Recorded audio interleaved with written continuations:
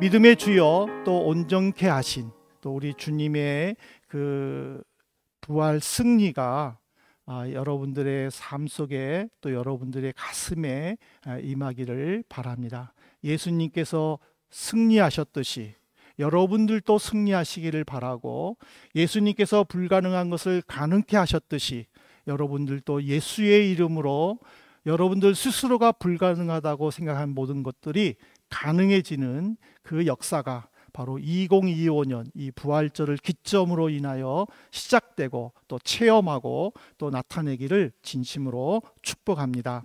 예수 그리스도의 부활을 기념하는 것, 이거는 우리 기독교에서 굉장히 중요한 절기입니다. 이 부활은요, 우리 교회의 신앙의 핵심입니다. 예수님의 죽음으로 인하여 또 부활하심으로 인하여 우리의 죄가 용서받았을 뿐만 아니라 영원한 생명의 소망을 선물로 받았고, 누구보다도 예수님과 더불어 우리는 산 소망을 가질 수 있게 되었기 때문입니다. 그러므로 우리는 이 부활을 진심으로 기뻐해야 하고, 그리고 이 부활을 내 신앙의 중심으로 삼고 기꺼이 희생하신 주님을 위해 우리가 헌신하고 감사하는 날로 삼아야 할 것입니다.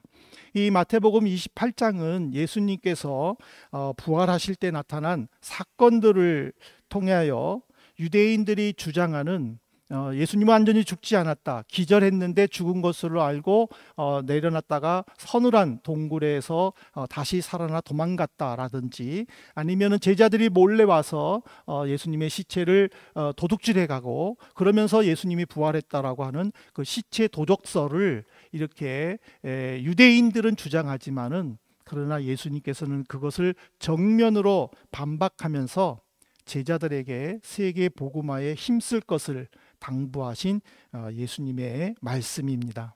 근데 이제 우리가 성경을 읽다 보면은 사복음서에 보면은 예수님의 부활을 목격한 여인들의 이름이 마태, 마가, 누가, 요한에 다 기록되어 있는데 다 조금씩 틀립니다. 근데 아직까지도 그 조금씩 틀리는 이름들이 해결이 안 돼 있습니다. 왜 이름들이 틀릴까에 대해서 정확한 해석들이 없습니다만은, 우리는 왜 이름이 틀렸을까의 그 생각 고민보다는 오히려 그들이 이렇게 열정적으로 주님을 만나고 주님을 위해 희생했다라는 그들의 열정적인 신앙을 우리는 본받고 또 집중해야 합니다. 왜냐하면 제자들은 예수님의 죽음을 이미 예수님으로부터 들었음에도 불구하고 예수님의 그 말을 믿지를 않았습니다. 믿지를 않았을 뿐만 아니라 도망갔잖아요.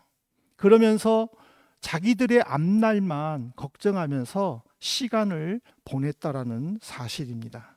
그러므로 우리는 이 부활절을 통해서 다시 한번 그 여인들의 믿음의 용기, 그리고 그 신앙의 실천적인 모습, 그것들을 묵상하면서 우리의 도전으로 또 우리 믿음의 표본으로 삼으면 좋을 것 같습니다. 본문은 이 하나님으로부터 보냄을 받은 이 천사들이 이제 빈 무덤을 보고 슬퍼하는 여인들을 위로하는 내용입니다. 선사는 그 여인들에게 무서워하지 말라라고 위로한 것은 주님을 향한 그들의 열정, 그리고 그들의 믿음을 하나님께서 인정해 주셨다라는 의미입니다. 무엇보다도 예수님을 죽인 원수들은 만약의 사태, 즉 제자들이 와서 예수님의 시체를 가지고 도망갈 것을 대비하기 위해 모든 군사들을 다 동원해서 예수님의 무덤 주변을 철저하게 지켰습니다. 그리고 그 무덤에는 어느 누구도 손을 댈 수 없도록 완전히 로마 황제의 낙인이 찍힌 것으로 그 문을 봉쇄해 버렸습니다. 모든 준비를 마친 그들은 이제는 더 이상 어떤 일도 일어나지 않을 것이라고 자신만만했었습니다. 그러나 하늘에서 그 모습을 보신 하나님께서는 2절에 보면은요, 지진이 나며 주의 천사가 하늘로부터 내려와. 이 마태복음 28장 2절의 이 말씀 한 문장으로 인간의 노력이 헛되다라는 거, 아무리 인간이 준비하고 자신만만하게 대비했다 할지라도 이 한 문장으로 인하여 오직 하나님만 의지할 수밖에 없다라는 것을 분명하게 보여주셨습니다. 그 지진이 나고 무덤 문이 열리는 이 무서운 상황을 졸지도 않고 정신을 차리면서 집중하여 무덤을 지키던 군병들에게는요, 정말 놀라운 일이었습니다. 우리나라 말로 기절초풍할 일이었습니다. 그래서 그들은 죽은 사람처럼 얼어 있었습니다.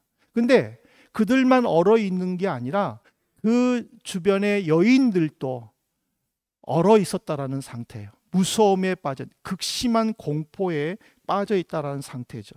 그래서 그 군사들의 상태에 대해서는 마태복음 28장 4절에 보면 지키던 자들이 그를 무서워하여 떨며 죽은 사람같이 되었더라라고 이야기를 하고, 천사가 여인들에게는 마태복음 28장 6절에 보면 그가 여기 계시지 않고 그가 말씀하시던 대로 살아나셨느니라, 와서 그가 누우셨던 것을 보라라고 위로하는 모습을 보게 됩니다.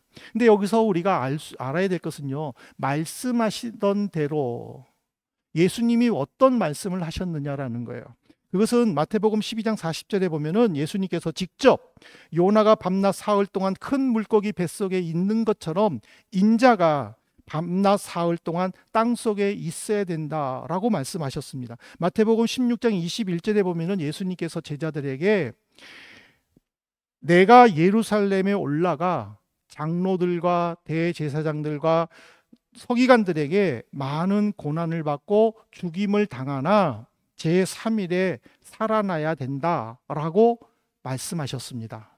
이 외에도 수없이 말을 했지만은, 그러나 말씀하시던 대로라는 것은 예수님께서 직접 왜 죽어야 되느냐, 어디서 죽어야 되느냐, 어떻게 죽어야 되느냐, 죽음 이후에 어떤 일이 일어날 것인가에 대해서 자세하게 말씀하셨던 이 내용대로 예수님이 지금 살아나셨다라는 것을 주의 천사들이 증명하고 있습니다.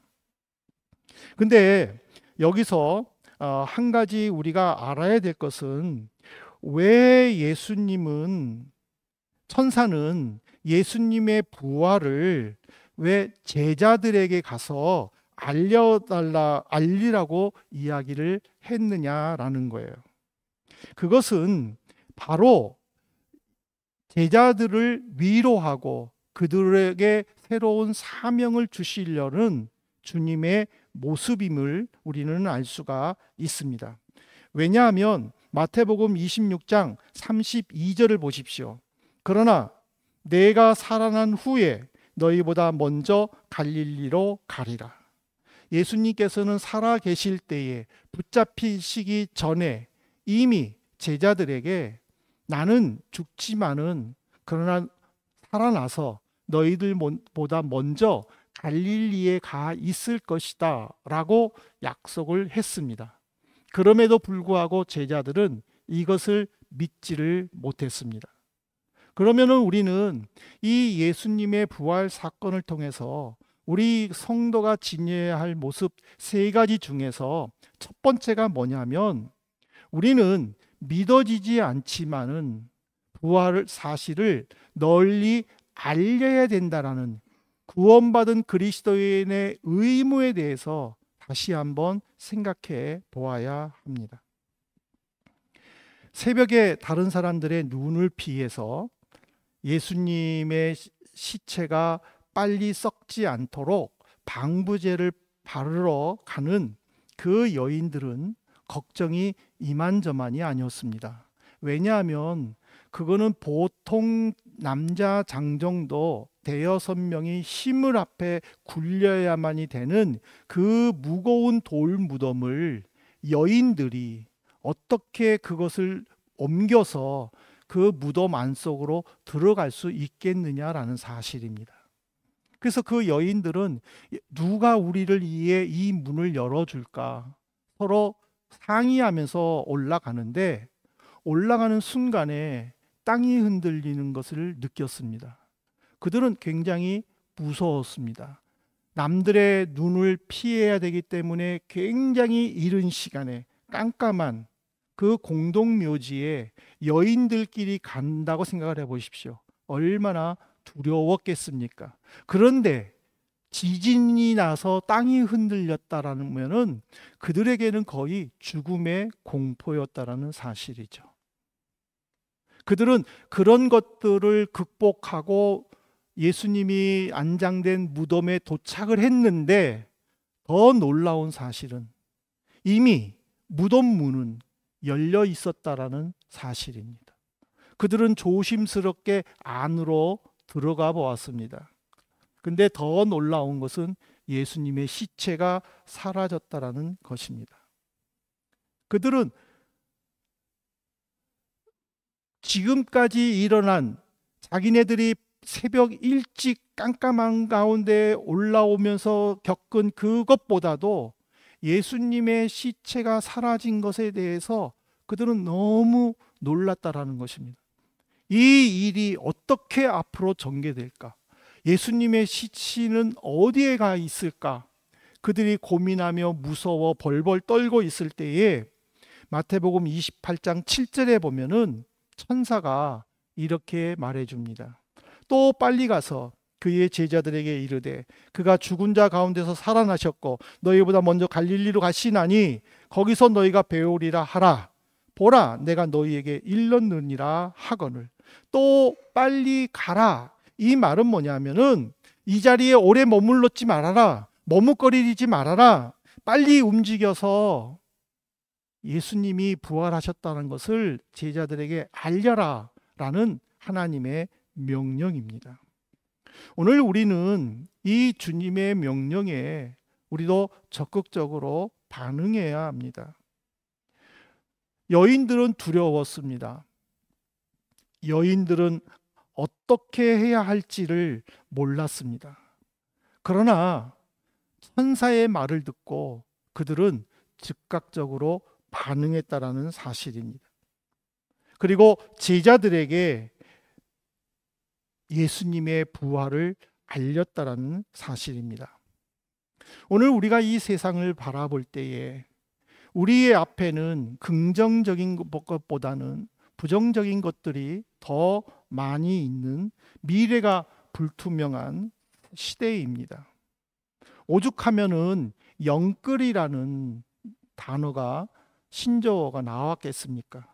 영혼을 끌어모아 무언가를 했는데 그것들이 제대로 이루어지지 않았을 때에 있는 상실감, 박탈감, 그거는 실로 모든 이들에게는 불투명한 미래를 더욱 부정적으로 바라볼 수 없도록 만들어줬다라는 거죠. 무엇보다도 정당한 땀의 대가대로 받는 것이 아닌 불공정하고 불공평한 사회로 점점 변해버려가는, 그래서 누구도 믿지 못하는 이 삭막한 시대에 우리 그리스도인들이 이 사회에서 할 수 있는 것은 바로 그 부활의 주님으로 인하여 모든 것이 변했듯이 그 부활의 주님을 우리가 받아들이고 이 불합리하고 불공평하고 불공정한 사회 속에 예수 그리스도의 부활만이 우리에게는 참 소망임을 외치는 것밖에는 없다라는 사실입니다. 무엇보다도 우리는 이 어려운 시대에 사탄의 권세를 물리치고 죽음에서 승리하신 예수님만이 우리의 참 소망이라는 것, 삶의 희망이라는 것, 우리 꿈의 목표라는 것을 우리가 분명히 인식하고 또 그것을 주변 사람들에게 알릴 때 그 부활의 주님은 우리뿐만 아니라 우리를 통하여 세상에 널리 퍼져나갈 줄로 믿습니다. 두 번째로 우리는 부활하신 주님을 통해서 우리가 결단해야 될 것은 부활의 능력과 의미를 깨달아야 됩니다. 여러분 마태복음 28장 8절에 보십시오. 천사들의 말을 들은 여인들에 대해서 마태는 이렇게 증언하고 있지 않습니까? 그 여자들이 무서움과 큰 기쁨으로 빨리 무덤을 떠나 제자들에게 알리려고 다름질할세. 여인들이 예수님이 살아계셨을 때에 나는 죽었지만 3일 만에 다시 살아나서 갈릴리에 갈 것이다 라는 말을 그들은 믿었다면은 그들은 지금 무덤에 오면 안 되는 거예요.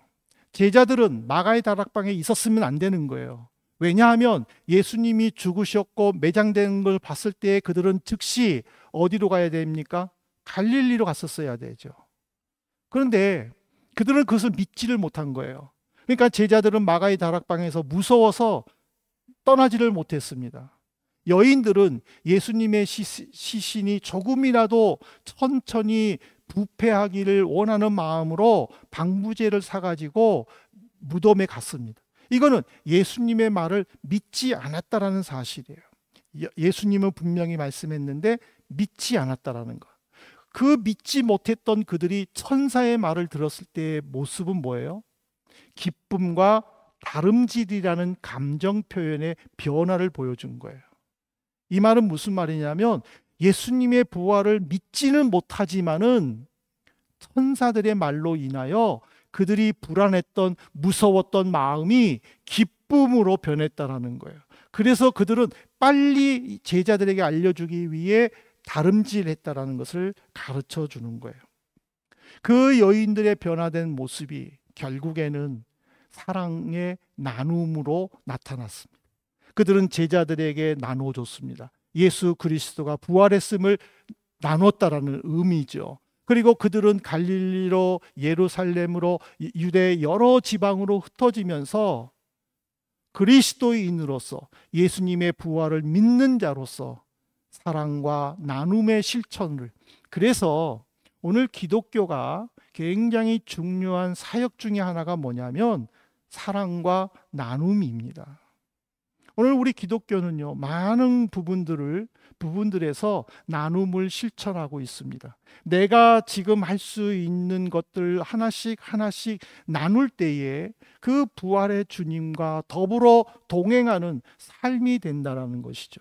우리가 금식하거나 탄소 중립에 함께 동참한다거나 헌혈을 한다거나 뭐 이런 것들은 바로 부활의 주님을 나누는 그 사랑의 실천이라는 것이죠. 이것이 오늘 우리 기독교의 중요한 사역이 되었고, 이 사역은 지금 여러 곳으로도 여러 방면으로 여러 모습으로 나타나야 된다는 사실입니다. 바울 사도는 이 부활의 능력에 대해서 고린도전서 15장 55절부터 57절에서 이렇게 선언합니다. 사망아 너의 승리가 어디 있느냐? 사망아 내가 쏘는 것이 어디 있느냐? 사망이 쏘는 것은 죄요 죄의 권능은 율법이라. 우리 주 예수 그리스도로 말미암아 우리에게 승리를 주시는 하나님께 감사하노니. 이게 무슨 말이냐면요, 사망아 내 심판이 어디 있느냐? 음부야 내가 찌르는 것이 어디 있느냐? 이제는 예수님께서 죽음을 정복하시고 승리하심으로 말미암아 이제는 사막이 정갈의 독침처럼 사람들을 지배하지 못한다라는 거예요. 바울을 한번 보세요. 바울은 복음을 전하면서 수없이 많은 환경과 사람들로부터 핍박을 받고 그래서 살 소망까지 끊어질 정도로 최악의 상태까지 이르렀음에도 불구하고 그는 결코 포기하지 않고 결코 낙심하지 않고 계속하여 복음을 전하고 성도들을 가르치고 교회를 세우는 사역들을 했습니다. 왜? 바로 죽음을 승리하신 예수 그리스도의 그 부활의 능력이 바로 자신을 감싸고 있었기 때문에. 그렇다면 오늘 우리도 마찬가지라는 거예요. 우리가에게 여러 가지 고난들이 있고 아픔들이 있고 헤쳐나가야 할 일들이 있고 그 일을 해나가는 과정 속에 때로는 두려움이 있을 수도 있고 걱정과 근심이 앞설 수도 있고 더 이상 나는 못하겠어라는 포기하고 싶은 유혹이 있다 할지라도 그 유혹들을 우리는 죽음에서 승리하신 다시 살아계신 예수 그리스도를 품음으로 말미암아 나 역시 나도 주님처럼 할 수 있다라는 믿음의 고백이 바로 우리에게는 부활의 능력으로 다가올 줄로 믿습니다. 여기서는 아멘 하셔야죠. 믿습니다. 여러분, 이게 부활의 능력은요, 굉장히 중요한 거예요. 우리의 자꾸만 사탄은요, 우리를 부정적으로 만들어요. 소극적으로 만들고요. 비관적으로 만들어요. 그러나 그 부활의 주님의 능력을 우리가 체험한다면은 우리는 긍정적이 된다는 거예요. 적극적이 된다는 거예요. 눈앞에 바뀌는 것은 하나도 없어요. 여전히 두렵고 여전히 무섭고 여전히 떨리고 여전히 걱정과 근심이 다가오지만은, 그러나 내가 부활의 주님을 체험함으로 말미암아 내 정신이 바뀐다라는 거예요. 내 삶의 행동이 바뀐다라는 거예요. 내 생각이 바뀐다라는 거예요. 그렇다면 그것을 할 수 있다라는 거예요. 견딜 수 있다라는 거예요. 천지가 개벽되는 게 아니라 내가 변하면 모든 것을 할 수 있는 거예요. 그 때문에 부활의 능력이 우리에게 먼저 임할 수 있도록, 그 부활의 의미를 바로 깨닫고 예수 그리스도를 나눌 수 있도록 우리가 힘써야 될 줄로 믿습니다. 이제 마지막으로 우리는 고백을 해야 됩니다. 이 예수님의 부활, 죽은 자가 다시 살아났어? 예수님을 믿지 않는 자들에게는요, 매우 힘들고 어려운 일입니다. 어떻게 죽은 자가 살아나? 그러면은 예수님 이후로는 죽은 사람이 없어야지. 다 살아야지. 왜 우리 아버지는 죽었어? 왜 우리 어머니는 돌아가셨어? 우린 다 그런 의문점들이 남을 수 있어요. 심지어 예수님의 가장 사랑하는 나사로가 죽었을 때에 그 나사로의 그 두 자매 마르다와 마리아를 예수님이 위로하러 가시죠. 예수님은 마르다에게 오빠를 살려줄 것이다 라고 이야기를 해요.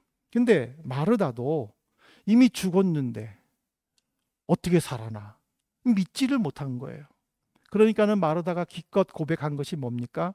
그 당시에 경건한 유대인이라면, 지금처럼 우리가 예수님을 믿는다면 예수님이 다시 오시면 그때 살아날 줄로 믿습니다. 그런 고백이겠죠. 그러니까 마르다도 그렇게 얘기한 거예요. 마지막 날에는 우리 오빠가 살아날 줄로 믿습니다. 그렇게 이야기한 거예요. 그것이 바로 요한복음 11장 24절에 나오잖아요. 마르다가 이르되 마지막 날 부활 때에는 다시 살아날 줄을 내가 아나이다. 예수님과 직접 만나 대화를 나누는 마르다도 죽은 자가 살아날 것이라는 믿음의 고백을 하지를 못했습니다. 오늘 여기서 우린 깊이 한번 고민해 봐야 됩니다. 물론 이성적으로 죽은 자가 다시 살아난다는 것 있을 수 없는 일이죠. 절대 있을 수는 없는 일이죠. 예수님이 나중에 재림하실 때에 죽은 자가 살아날 수 있는 것, 그거는 믿을 수는 있을 것입니다. 그러나 믿음이라는 것은요, 내 눈앞에서 어떤 일들이 일어났을 때 믿는 것, 그것은 믿음이 아니라는 거예요. 나타나지 않았지만 나타날 것으로 믿는 것이 바로 믿음이라는 거예요. 오늘 왜 우리가 부활의 주님을 강조합니까? 그리고 왜 매년 부활절을 지키고 왜 매년 주변 사람들에게 부활하신 예수 그리스도를 믿도록 전도하고 산소망을 전파합니까? 바로 우리가 살아가는 동안에 힘들고 어렵지만은 하나님께서 그 과정을 통하여 우리를 더 강하게 하시고 우리를 통하여 하나님의 뜻을 이루어 주실 줄로 우리가 믿기 때문이라는 것이죠. 그래서 우리는 이 예수님의 부활이 사실은 믿기 어려운 난제 중에 난제라고 할 수 있지만은, 그럼에도 불구하고 예수님이 부활하심에 대한 믿음의 고백을 통하여 우리의 삶이 변해야 된다는 사실입니다. 우리는 부활을 믿음으로 받아들여야 됩니다. 그 부활을 내가 믿겠다라고 결심해야 됩니다.